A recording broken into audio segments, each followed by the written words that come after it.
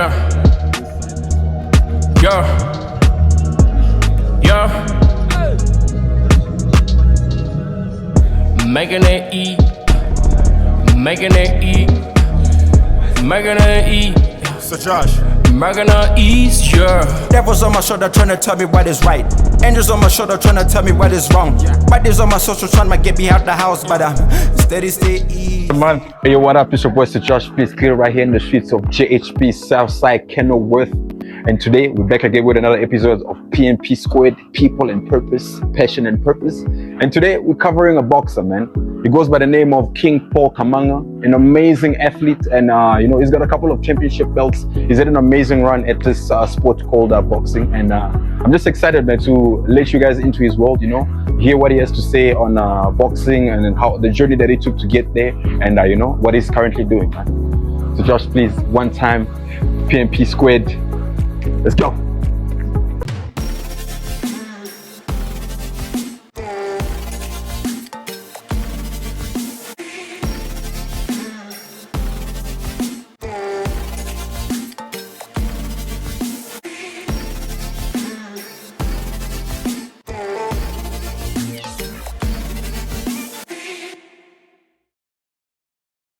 Hello everyone, my name is Paul King Kamanga. I am a professional boxer. I am a former 2-time WBA Pan-African Super Light Champion, former 2-time WBA Pan-African Welterweight Champion, and former WBC International Super Lightweight Champion. I am now a trainer as well. I haven't left professional boxing. I'm a boxer and a trainer. I grew up in Rosettenville, Joburg South. I am still based in Joburg South, not Rosettenville per se, but the South is home. Yeah, yeah, yeah. Hey, what up? It's your boy, Josh. Please take it right here in the streets of Southside Kenilworth, and I'm here with the one and only King Paul Kamanga. But let me not, take a shine. Paul, why don't you give us a little bit of an intro of who you are, man? 100%. Hello everyone, my name is Paul King Kamanga. I'm a pro boxer. I grew up here, was born in the Congo, but I grew up here in Rosettenville. And so this feels like home. And I've always obviously started off as a pro boxer, but now got my own company, as you can see, King Kamanga Boxing. That's right. I go to gym, I train people at. There's a couple of companies I go to and train. There's a couple of schools I also go and training. Yeah. And I just keep expanding. So that's my life in a nutshell. 100%, man. Paul, the reason why I actually chose you for this episode, man, is because first of all, you have a very interesting career that you're doing, boxing. A lot of us get to see it out there, but we don't really know the ins and outs. But I wanted to basically highlight that, man. I'm not speak about boxing, what it takes to get there, but before we get on that point, I just want to know how you got to the boxing.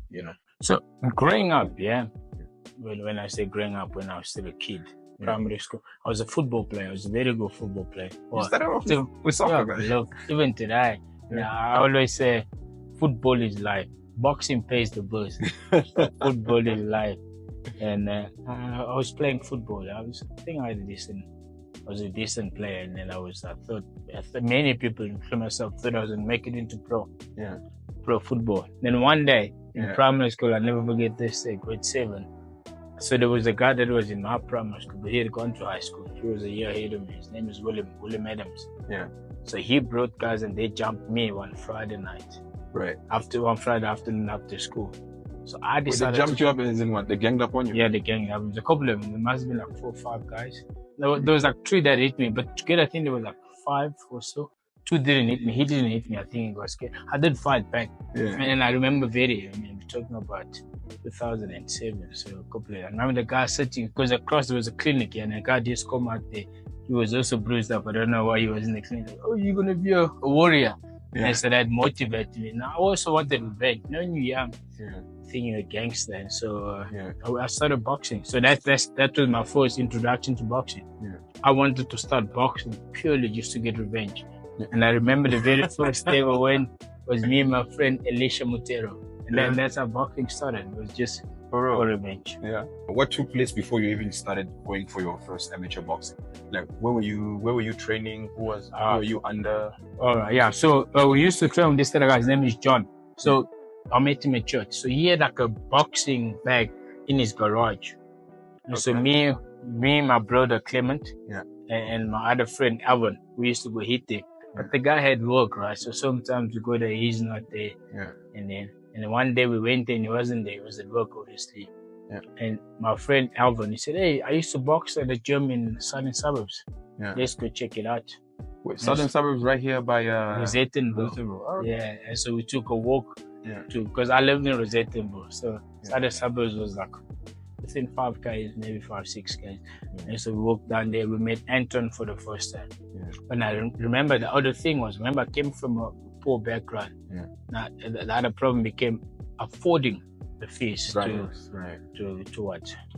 try and box. Yeah, because I'm sure it's not free, man. Oh no, it wasn't free. And then but my will to box was there. I was very determined on getting this revenge. And so what I started doing is I started selling jiggies at school. Yeah. So we became selling chips at school and big bombs and lollipops just to make that extra money to pay for the boxing fees. Yeah. But what happened is I was able to afford that first month. Yeah. But after that, we obviously we go a lot without food. Then I started using that money to feed me and the family. And so I couldn't afford boxing anymore because it wasn't enough to feed us and to pay for the fees. Right. But my trainer, Anton Gima, I seen that we do come from a lower earning background. Yeah. And so he offered me like sponsorship, sort of like you can train for free. Yeah. Just have to clean around after everyone is done, pack the gloves away and whatever. Wow, yeah, it is. And so he found me, I can say, and that's how I sort of stayed. Yeah. But also, if someone is putting so much into you, you sort of feel the pressure to stay dedicated and to persevere, not persevere per se, but to endure. Right, yeah. To stay consistent in it. Because I know boxing is one of those sports where it takes a lot of discipline. Oh, yeah. So it's tough. I'm guessing, and you also, that means you really had to adopt a very strong mindset from a very young age. Because if you're talking about going pro at that age, that means, the road to it took a lot of growing up out of you as well, I would say. It's a lot because remember as well, and I thank God for this. From a young age, a lot of people could see my potential in boxing, and so they start associating with them. But these are older guys. There's a guy Steven Hodge, and he was my first sponsor ever in amateur. And you start spending time with him. He's got a family, he's got a wife and kids, and so you start thinking at the level he's thinking of. And so you sort of mature into that. You surround yourself. It was Kevin Labby, it was Jason. And so to all these guys that you're spending time with, and you start thinking, and you grow up because they're so much older than you, and you're in their circle, you start thinking and behaving like them. And so it's like you've got no choice 100% to grow and mature into. No, man, I actually love that, man. That's like a guidance, that's having somebody to look up to, especially if it's in the same field that you are, that you are interested in. It's always good to have that, a good example to follow. It turned out great, brother. It made you a champion, man. Hey, before we touch on that, man, I wanna put on some gloves, get some pointers, just to get a feel, of what it actually takes, to be a boxer, So after these commercials, we're gonna do some training. So Josh.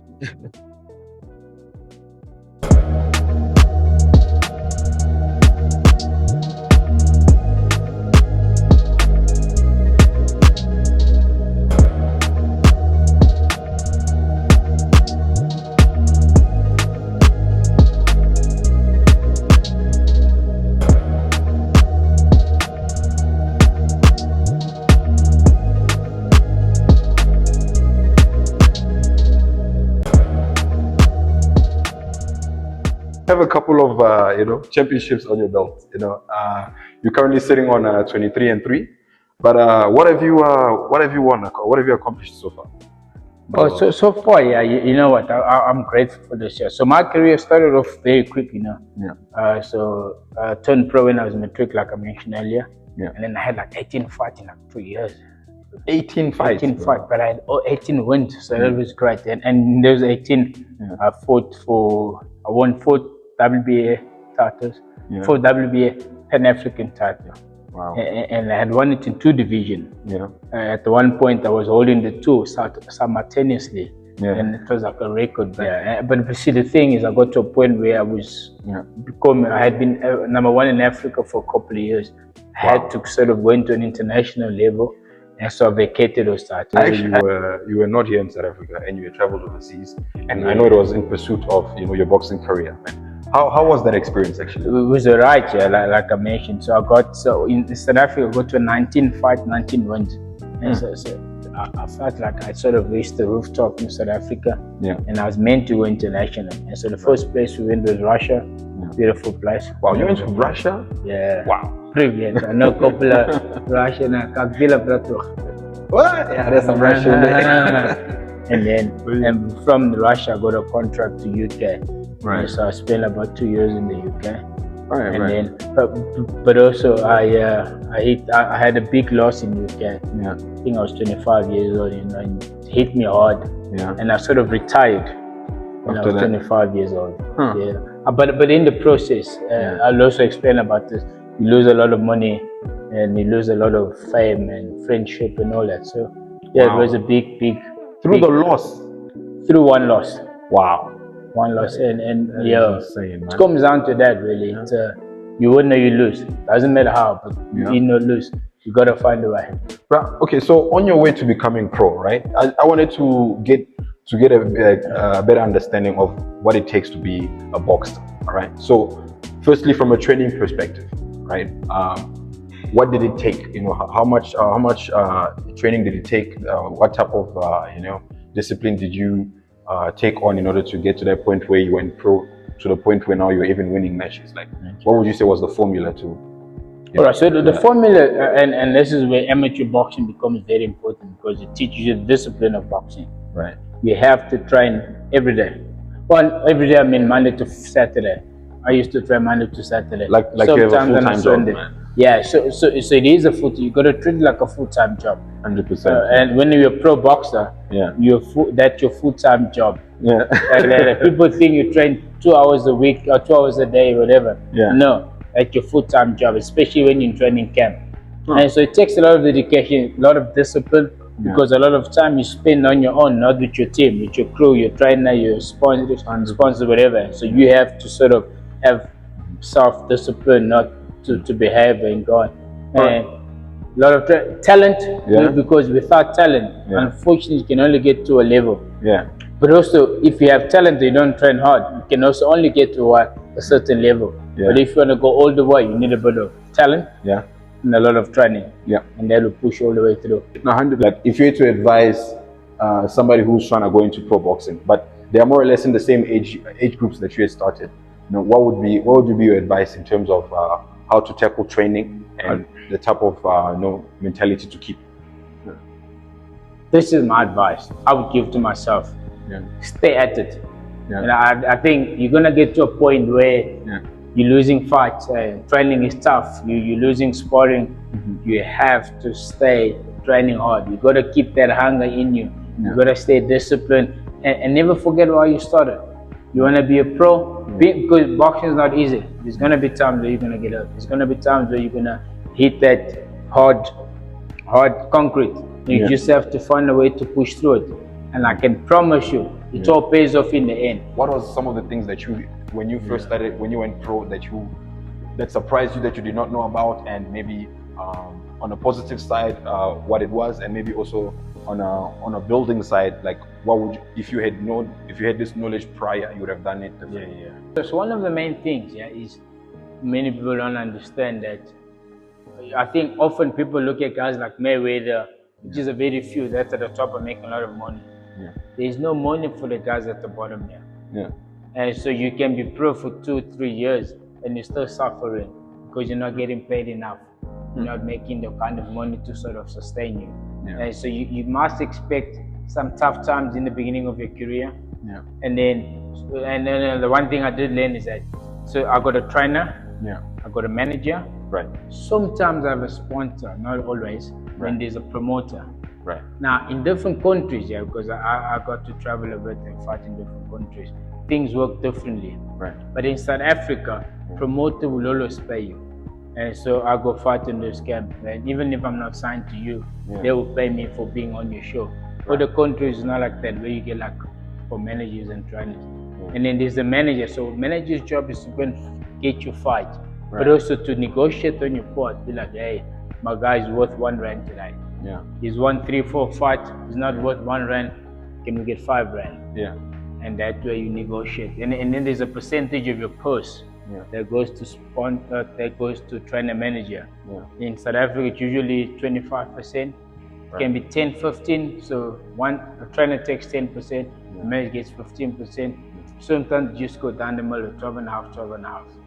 And so if I'm getting R10, you're really only getting R7.50 for yourself. And after you take the tax thing, you're probably only getting like R6. And so all those were also new to me. And then sponsors, now different sponsors. So I've had a couple of sponsors in my career, thank God. So some sponsors will pay you a monthly fee.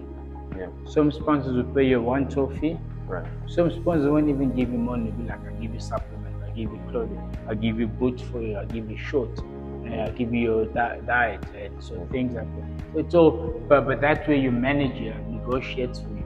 And so that's why it's good to have a good manager that will negotiate for you. How many years were you actively boxing before the break that you took? So I was amateur for about 4 years. I had 26 fights amateur. Funny enough, I had 26 and 26. Yeah. And then I turned pro. So my first 3 years of pro was great. It was amazing. I had 19 fights in the first 4 years, 20 fights in the first 4 years.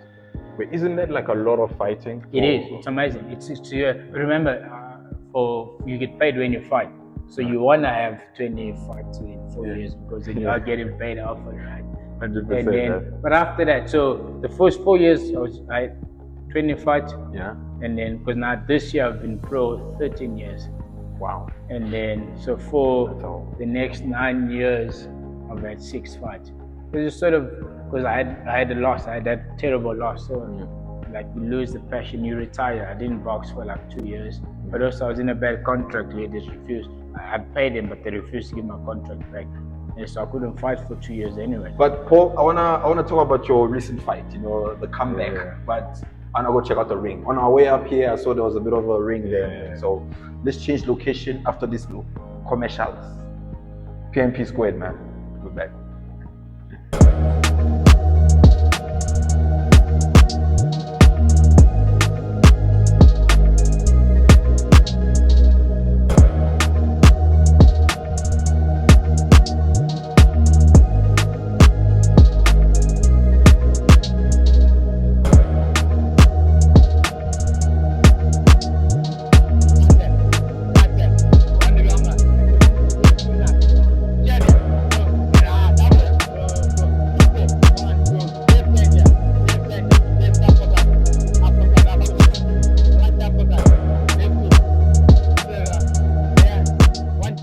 So Paul, brother, you recently had a fight in Durban after many years of not being active, and you won. Man. You know, you had an amazing win. It was on the 4th of December, so it's quite recent.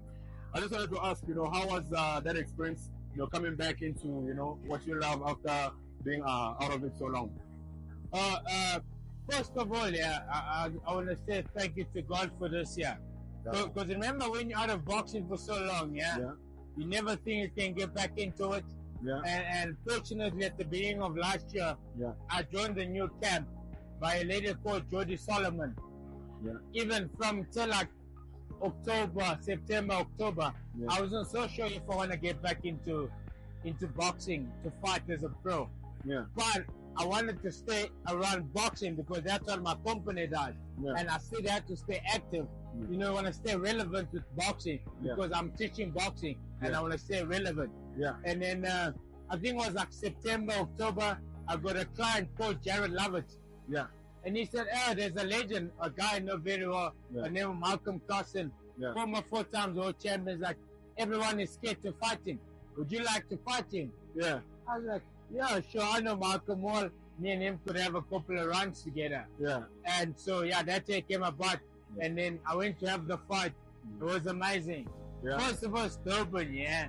So it was amazing to be down at the coast. So that was lovely. 100%, And then, man. but also I felt good. And for first time in a long time, when I say long time, because remember there was a point I didn't enjoy boxing, but I still fought. Right. And so people see me fight, they think I enjoyed it. I haven't enjoyed boxing since like 2017, 2016. Wow, that's a while Really. back. And I remember that time I still won the WBC International, which is like the highest level of my boxing. Yeah. And so, but this time the camp went well. The fight itself was amazing, and I've just missed it. And I felt, and also I had to see if I could still got it. Yeah. And as much as when I say, so I had to figure 2 things out. Yeah. Do I still have it to fight it? Do I still have that fighting instinct? Yeah. Do I still enjoy the sport? Do I still enjoy the whole, the nerves, the pressure, the training, and everything just went perfectly. I wanted to touch base on what you mentioned as well.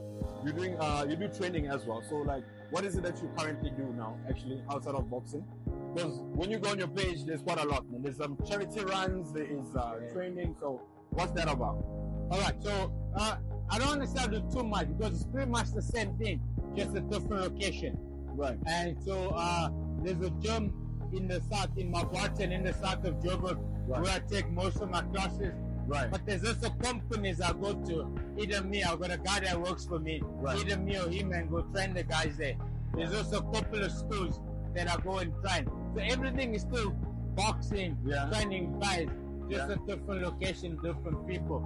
And so, but charity, like I mentioned earlier, I remember days where it's not about going a day or 2 without food. It's about not knowing when your next meal is gonna come at. That just adds a pressure, you know. And I do remember when guys would come in and give us donations, and then you're like, we can live another day. And we live another, because sometimes they give a lot. They live like another week. Because when you're poor, you sort of learn how to make things last. You can get like one small pup, but you can eat it for a week. And so that's something that's very close to my heart. And so I've always given back to charity. And I'm grateful that I'm in a position where I can get guys, influence guys to sort of donate to my charity run. And so I still do that. But my training is still does take most of my time. But I still find time to do charity. That's just something that's close to my heart. And I love to give another kid an opportunity to go. And just beside the food, I do the food, but I also give training to guys. So there's this gym we're at now. So there's a couple of kids from the area. This area is like drug infested. And so to get the kids after school to come and train here, teach them boxing, teach them just life skills, how to sort of, obviously, number one, get them off the street into a safe area where they are guided, but then also just to teach them boxing, teach them life skills, how to sort of manage yourself through life. So no, man, that's I'm grateful to be able to do that. Amazing, man. So okay, so viewers out there who's looking at you and is interested in maybe getting on your program, how do they find you? Where do they go, man? All right, so I'm not very big with social media, but I do try my best. You can follow me Instagram and Facebook, Paul King Kamanga, or King Kamanga Boxing. So on Facebook it's Paul Kamanga Fu, and on Instagram is King Kamanga, Paul King Kamanga Boxing. And you can find me there. Send me a message. I might take a day or 2, but I promise you I will get back to you, and we can sort of find a way of how you can come meet me, I can meet you, and how we can work together. What's the one place where you're mostly based, or if you're not moving around? So Mabatan. So there's a gym in Mabatan at the Panorama Flea Market. So that's where the gym is at. Panorama Flea Market. Okay. So if you go on your Google Maps and type in King Kamanga Boxing, my location is gonna come up there, and then you can see where I'm based at. All right. Okay. So basically, just go on your socials, man. Go on your Google, media. type King Kamanga Boxing, and you should get all the information you need, man. But as for me, to you guys, man, this has been a wonderful episode of PMP Squared, exposing, the life of a boxer and the journey you know, to becoming a pro athlete and competing at a high level, and you know, putting on his belt championships, you know. So, you know, But there's more championships coming, you know. Yeah. Now that I've Exactly, got it's not done yet, I'm man. coming for all of them. I want them more. 100%, man. But for me, to you guys, man, it's been a wonderful time. PMP Squared, people and purpose, passion and purpose. Check you guys on the next episode, man. Salute. Cheers, guys. Say. Making it E, making it E, making it E, So Josh, making it easier. devil's on my shoulder trying to tell me what is right.